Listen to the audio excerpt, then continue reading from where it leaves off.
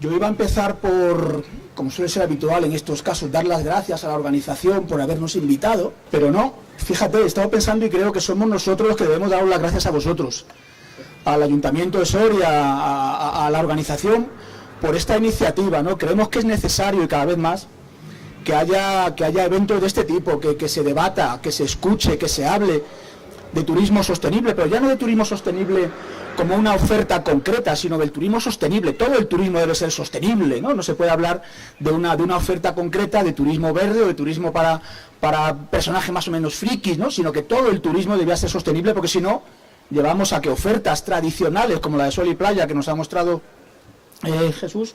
José Luis, pues haya llegado a esas consecuencias, ¿no? Con ese ejemplo de Palma. Y también es especialmente de agradecer la iniciativa en este año, en el Año Internacional del Turismo Sostenible para el Desarrollo, ¿no? Declarado por las Naciones Unidas, y donde la Oficina Mundial del Turismo está implicada muy claramente, organizando infinidad de actos y eventos para llevar ese mensaje a la sociedad de forma cada vez más clara, ¿no? Entonces, bueno, yo lo que quería únicamente era aprovechar esta fantástica oportunidad para comentar brevemente nuestra modesta aportación, un poco en la línea de lo que contaba él hace un momento, ¿no? Creemos que ha llegado también el momento de que, teniendo en cuenta los políticos que tenemos, pues que la sociedad civil se implique, que las ONG nos impliquemos más y más, ¿no? Que haya en definitiva más masa social pidiendo cosas, exigiendo cosas o trabajando por determinadas cosas, ¿no? Entonces, en ese sentido, nosotros somos una ONG, la Sociedad Española de Ornitología, Sea Over Life, que venimos trabajando por la conservación de la naturaleza en España desde hace 64 años casi, ¿no? Somos la organización más antigua. Tenemos una visión, una misión y unos valores en los que, y también se ha comentado aquí varias veces, el ser humano es un componente fundamental, ¿no? Eso de conservar los pajaritos por los pajaritos no tiene sentido, ¿no? Como a mí me gusta decir, los conservacionistas tenemos que ser egoístas, ¿no? O sea, yo soy conservacionista porque quiero vivir mejor y porque quiero que mis hijos y mis vecinos y mis amigos y mis paisanos de Soria y de todo Castilla y León vivan mejor, ¿no? O sea, tenemos que ser egoístas los conservacionistas persiguiendo eso, ¿no? Una mejor calidad de vida, que por otra parte es un artículo olvidado ahí en la Constitución, en el artículo 45, que dice que todos tenemos derecho a un medio ambiente más sano, mejor, a disfrutarlo, y tenemos también el deber de conservarlo, ¿no? De forma que en ese marco de egoísmo, ¿no? Desde nuestra organización, pues intentamos trabajar por eso, por vivir todos en un mundo mejor. E incluso en esa línea colaboramos en el marco de BirdLife International, somos los socios en España, para multiplicar de alguna manera ese movimiento, esa dinámica social en todo el mundo, utilizando los pájaros como herramienta, eso sí, ¿no? Los pájaros son nuestra herramienta, no son nuestro objetivo, nuestro fin, nuestra obsesión, ¿no? Trabajamos con los pájaros como herramientas, como indicadores, como banderas, para abordar problemas de conservación mucho más graves y mucho más globales, ¿no? Más allá de la simple conservación de una especie concreta, ¿no? Sino la conservación de todo lo que esa especie implica. Y en ese sentido las aves son un recurso turístico importantísimo, ya se han dado aquí varios ejemplos y se ha comentado, ¿no? Y se ha acuñado incluso ese término, turismo ornitológico. Ahora todo el mundo habla de turismo ornitológico, ¿no? También hay, quiero decir, y es algo que suele no gustar demasiado, que hay que ser muy realista también, ¿no? De luego que hay una oportunidad y un potencial brutal en el turismo ornitológico, ¿no?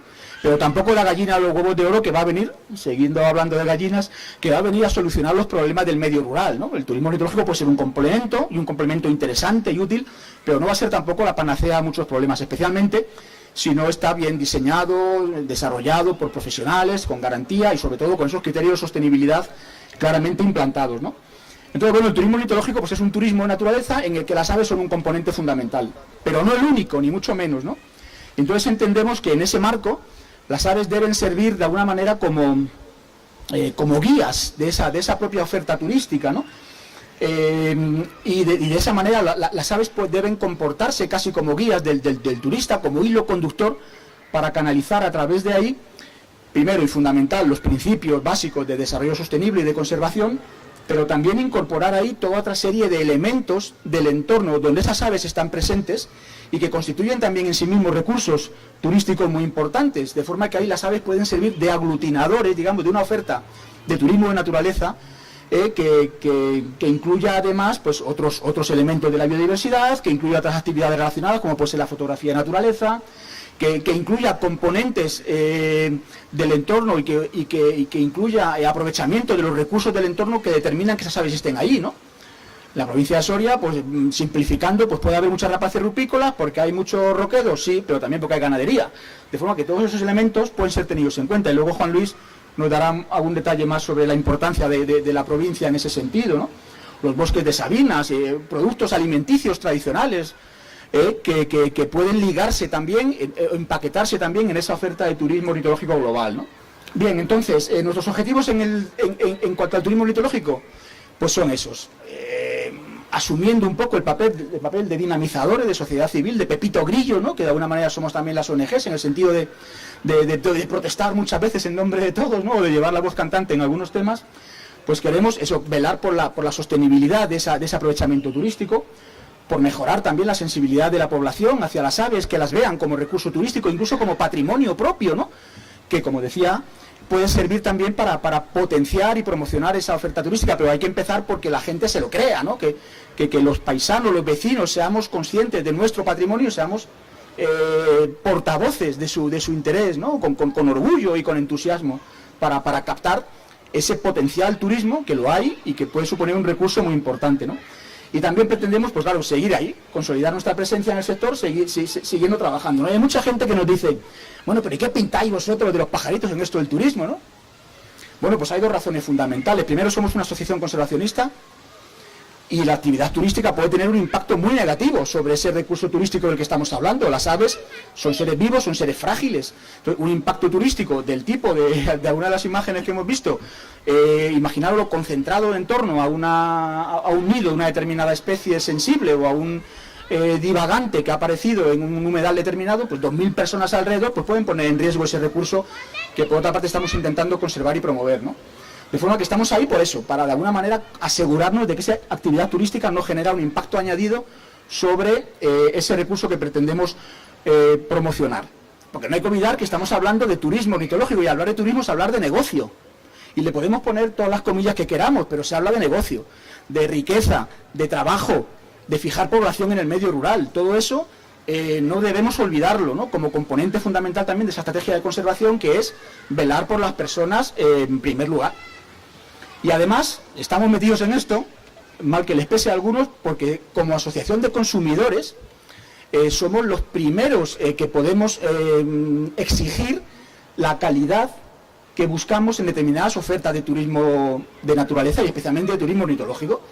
SEO tiene ahora mismo 12.500 socios casi, 12.500 socios con sus familias, con sus amigos, pues es un potencial humano importante como para convertirse en grupo de consumo, en grupo de consumidores que pueda demandar unas determinadas condiciones de calidad a esas ofertas turísticas.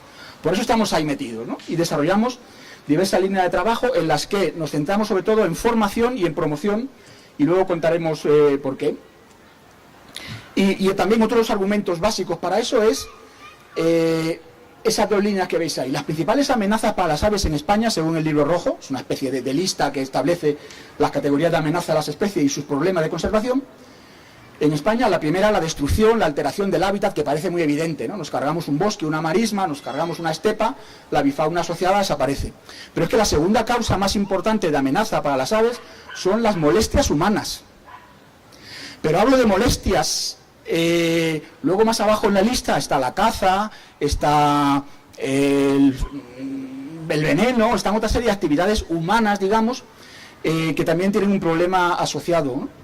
Pero hablamos de molestias, muchas veces molestias involuntarias, molestias difusas, ¿no? Molestias que pueden venir del turismo ornitológico mal planificado, molestias que pueden venir del senderismo mal planificado o masificado, o molestias que pueden venir incluso de un fotógrafo de naturaleza, aficionado, voluntarioso, pero mal informado o un poco inconsciente, ¿no? De forma que no hay que perder de vista ese segundo nivel de amenaza, ¿no? Las molestias humanas, nosotros mismos podemos decir que somos la segunda causa de riesgo para la conservación de nuestra avifauna, ¿no?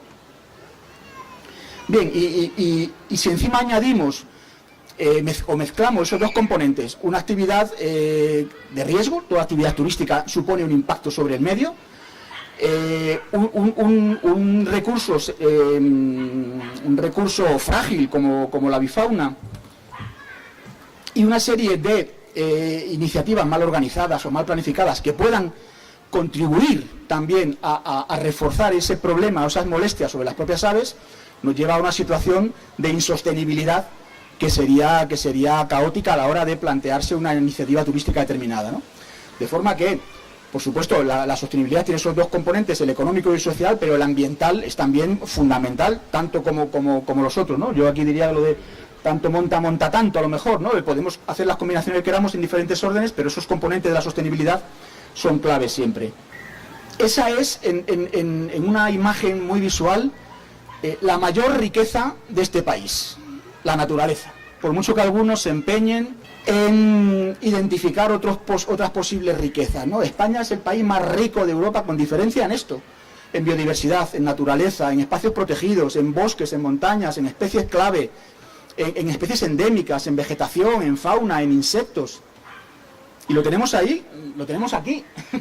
Lo tenemos aquí, estamos rodeados prácticamente por naturaleza. Un porcentaje enorme de la población española vive a menos de 5 kilómetros de un espacio de la Red Natura 2000. Por cierto, Red Natura 2000, quedaros con ello, concepto fundamental. La Red Natura 2000 es la red de espacios protegidos más importante del mundo.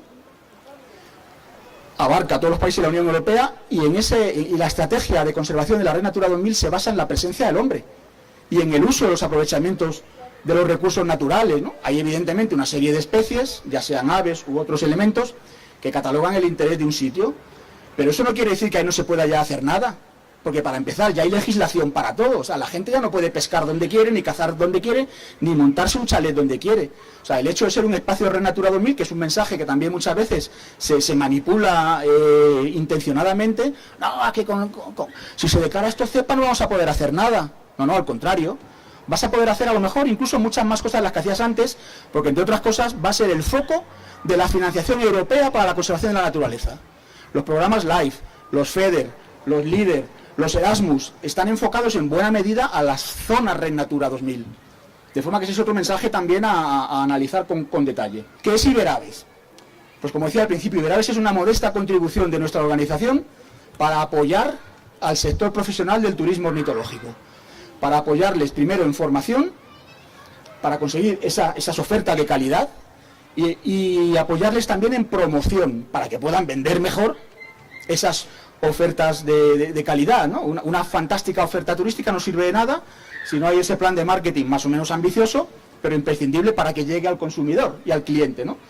Entonces, nosotros hemos estado trabajando con diversos elementos en esos dos componentes fundamentales: formación dirigida al sector profesional del turismo ornitológico, pero también al turista. O sea, los cursos Iberaves, Mediterráneos, hay varios cursos disponibles en Internet, son accesibles para el profesional, hay una serie de módulos, pero también para el turista, de forma que el propio turista también pueda formarse a la hora de tener criterio propio para elegir con mejor criterio, valga la redundancia, las ofertas que le pueden ofrecer el sector, ¿no? Para que sea un consumidor más informado, más exigente, ¿no? En definitiva. Y en ese sentido hemos desarrollado diferentes materiales, manuales de buenas prácticas, intentando recoger las sugerencias, las recomendaciones. Hay que entenderlo como tal, no tenemos otra capacidad, ya nos gustaría poder tener capacidad de influencia a otros niveles, pero de momento sugerimos o recomendamos pues buenas prácticas en manuales de ese tipo, ¿no? Uno genérico en turismo ornitológico, un código del observador de aves para que también la gente sepa, digamos, cómo comportarse, cómo asumir, ¿no? el desafío de enfrentarte a un recurso frágil, ¿no? Para no ser un Jerry cualquiera en el campo, ¿no? Pues hay códigos éticos o hay manuales de buenas prácticas para sectores concretos, como puede ser el turismo pesquero en este caso, ¿no? Pero estas herramientas forman el componente formativo, digamos, de la iniciativa Iberaves, y el otro gran componente es la de apoyo a los profesionales más comprometidos. Hay una lista, actualmente creo que son cerca de 20 empresas, de profesionales comprometidos. Hay una serie de criterios establecidos, igual que en su momento estableció, por ejemplo, Trino. Trino también estableció unos criterios de compromiso para los profesionales acogidos a la marca Trino, y nosotros hemos hecho algo parecido con la marca Iberaves, ¿no? Lo de marca no me gusta mucho, pero bueno, por entendernos, ¿no? La iniciativa Iberaves, porque luego también caemos en esa dinámica de otro sello más, ¿no? Pero bueno, sí que nos parecía importante, desde el punto de vista de una ONG absolutamente privada, apolítica, no relacionada con nadie, ofrecer ese apoyo a los empresarios del sector. Y termino. Esos son, por ejemplo, algunos de los compromisos que se le exigen a los empresarios. O sea, es un acuerdo exigente, ¿no? El empresario tiene que mojarse. O sea, no es solo decir, venga, dame el sello, yo lo pongo en la puerta de mi establecimiento y ya me vendrá gente, ¿no? No. Es muy importante es ser consciente de los compromisos que asumen, ¿no? Entre ellos, por supuesto, aplicar principios de turismo sostenible, promover mejoras en su gestión ambiental, etcétera, etcétera, etcétera, ¿no? Y algo muy importante también, disponer incluso de canales adecuados de queja, ¿no? O sea, nosotros no podemos ser policía de nadie, pero sí que queremos que las quejas que pueda haber en torno a un establecimiento Iberaves nos lleguen directamente a nosotros para poder actuar en consecuencia de acuerdo con el establecimiento, ¿no? De forma que, bueno, con ese planteamiento, lo que pretendemos desde nuestra organización es contribuir de alguna manera a apoyar a ese sector, apoyar a un sector que tiene un potencial enorme, que tiene un potencial de generación de riqueza, de empleo y de fijar población en el medio rural, que es tan importante hoy día, ¿no? Estamos asistiendo lamentablemente al despoblamiento de nuestro agro, ¿no? Y cualquier iniciativa en ese sentido que pueda ayudar, pero ayudar de verdad, no ayudar a retardar una agonía inevitable, sino ayudar a revertir el ciclo, creemos que es muy importante, y en ese sentido es lo que estamos ofreciendo desde Iberaves, ¿no? Hay otra serie de herramientas añadidas, hay un portal de referencia en turismo ornitológico en nuestra web, y por ejemplo, volviendo al principio para acabar, pues hemos incluido este año Iberaves entre la lista de propuestas de la celebración del Año Internacional de Turismo Sostenible para el Desarrollo, ¿no? Como un ejemplo práctico y concreto de ese planteamiento dirigido a aprovechar ese recurso natural, ¿no? El recurso natural que en una provincia como Soria es rico y variado, como nos comentará también ahora Juan Luis, y en definitiva ahí tenéis los datos de contacto, si a alguien le interesa luego se los puedo dar en detalle, pero que sepáis que hay gente que estamos preocupados y ocupados en esto, y que en ese sentido el turismo ornitológico, por lo que puede suponer de mejora a la calidad de vida de la población, es una de nuestras prioridades y nuestros objetivos fundamentales. Gracias.